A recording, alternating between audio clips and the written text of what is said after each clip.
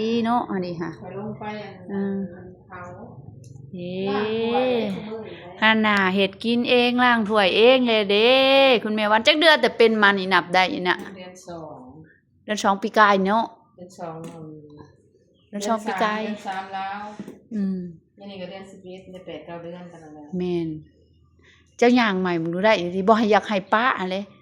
ก็กินยานำละลายริ่มเลือดนำแล้วก็กินลดไขมันนำบ่ให้มันขึ้นถ้ามันขึ้นแล้วบ่ได้เฮากินหลายมันก็อยากไขมันคือกัน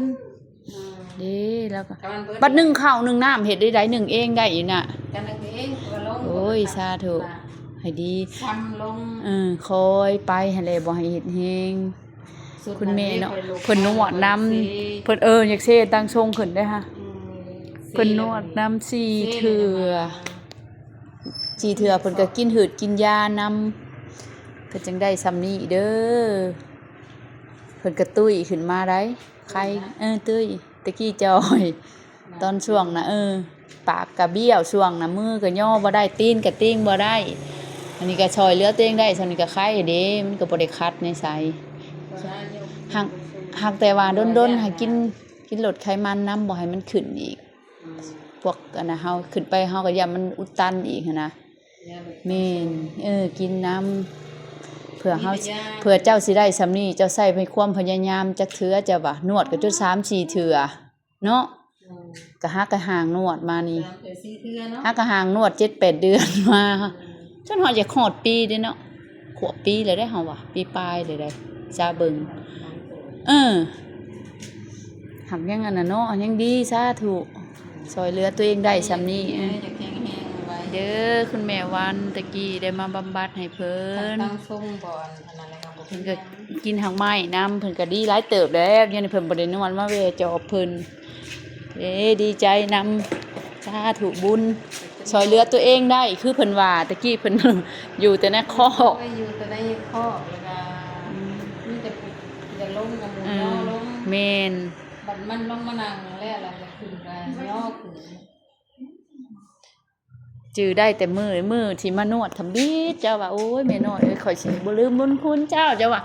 ข่อยขอให้เจ้าซอยข่อยว่าอันให้ข่อยช่วยเหลือตัวเองได้โอ้ยเขาว่าเบิ่งข่อยสิแต่ว่าตีนเจ้าตีนก่อนเนาะนวดแล้วปลดแล้วตีนก่อนเนี่ยมามือตีนก่อน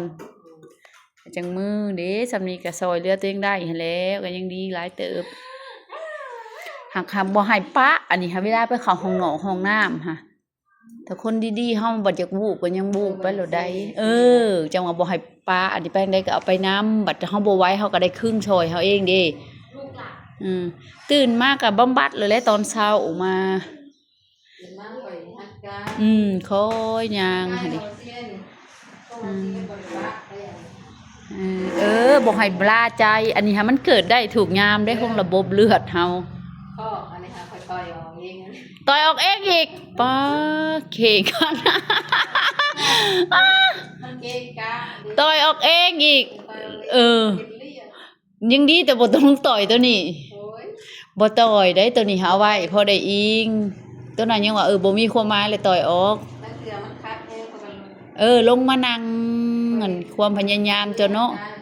สาธุบุญความพยายามอยู่ไสความสำเร็จอยู่หันก็อย่าแล้วยังหนึ่งบ่